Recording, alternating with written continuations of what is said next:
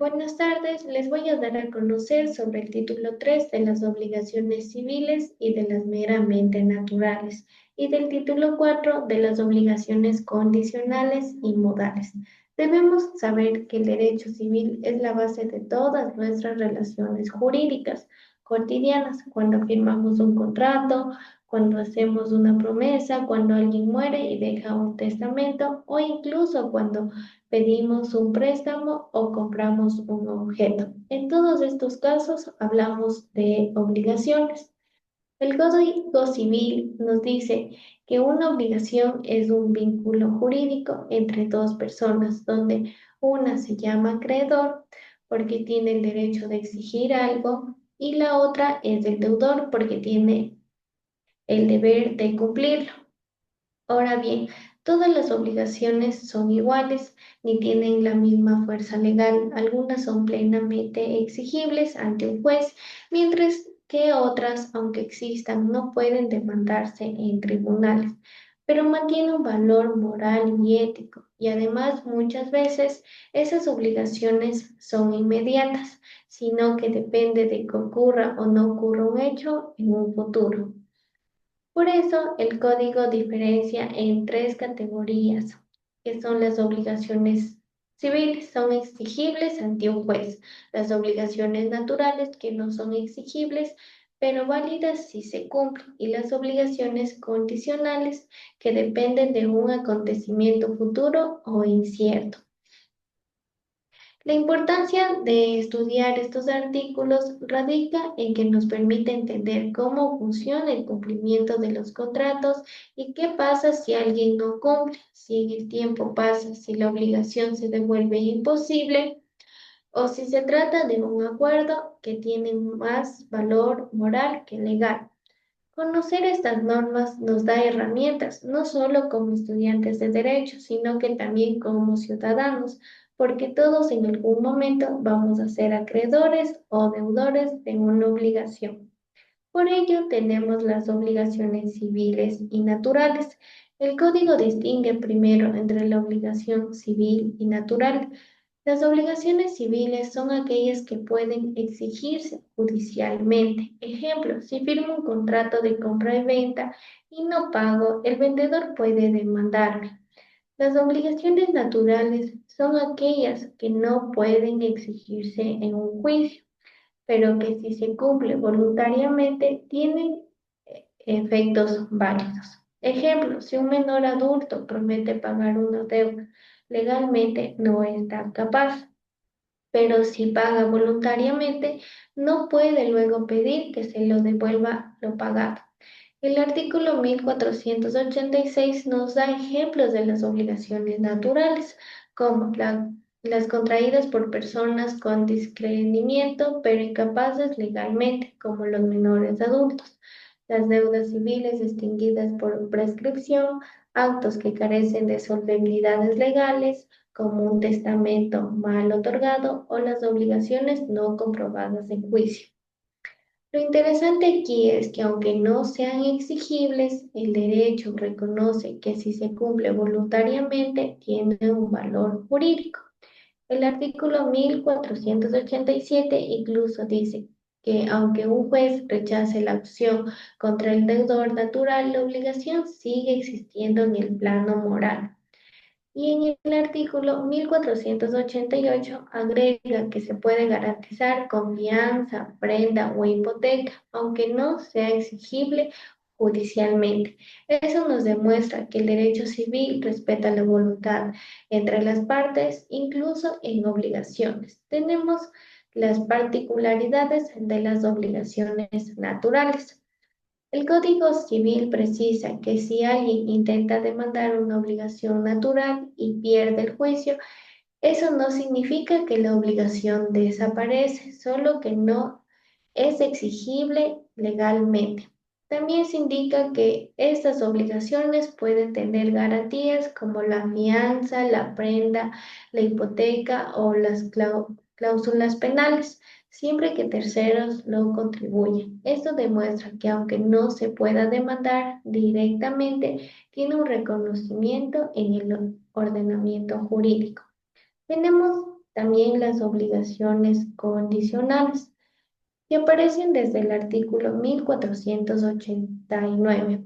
Se dice que una obligación es condicional cuando depende de un acontecimiento futuro e incierto.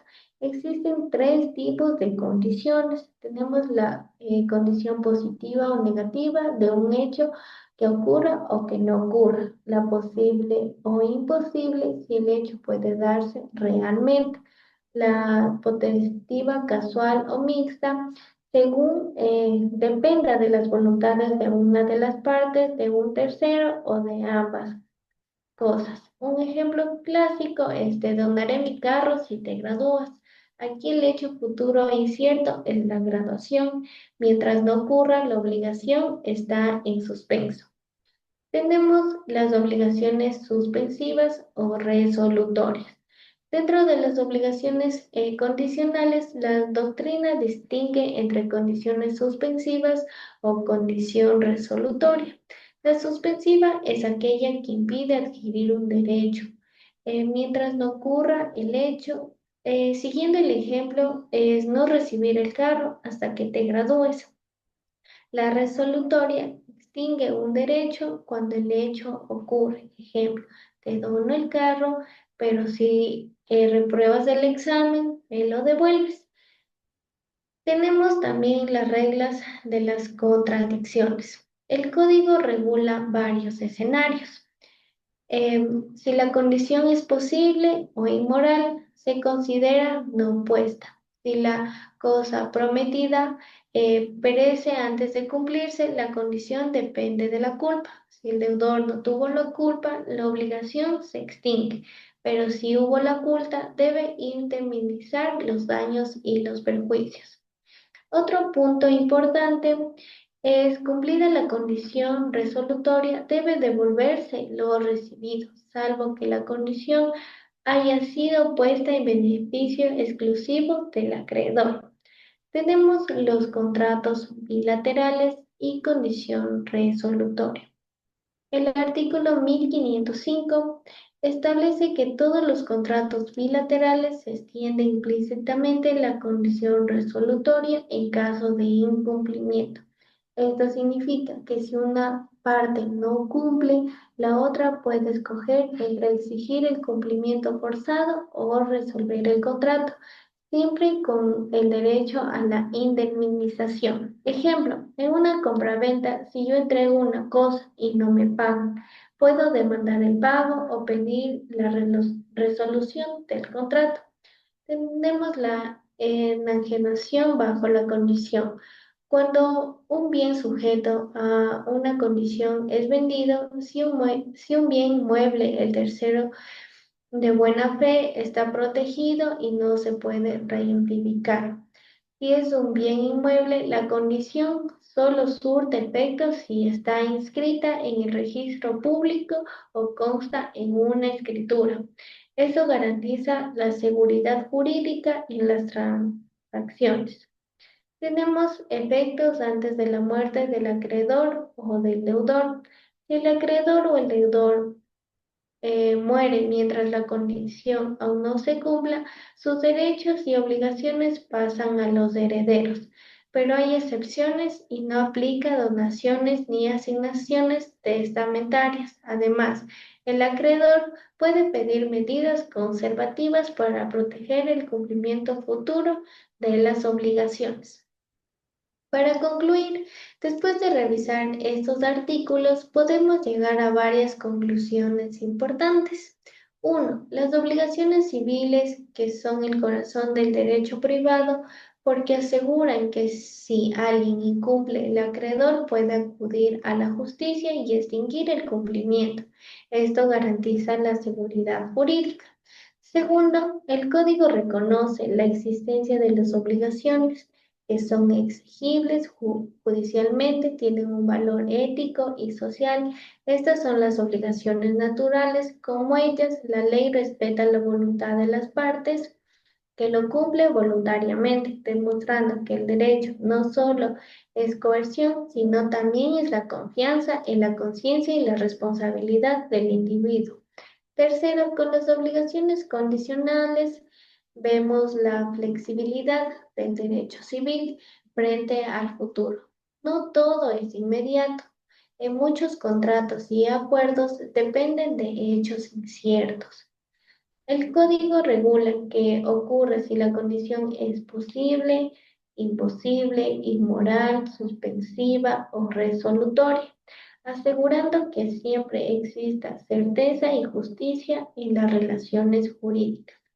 En la práctica, esto se traduce como cuando firmamos un contrato de compra y venta, siempre está implícita una condición resolutoria. Si no pagas, te puedo resolver el contrato.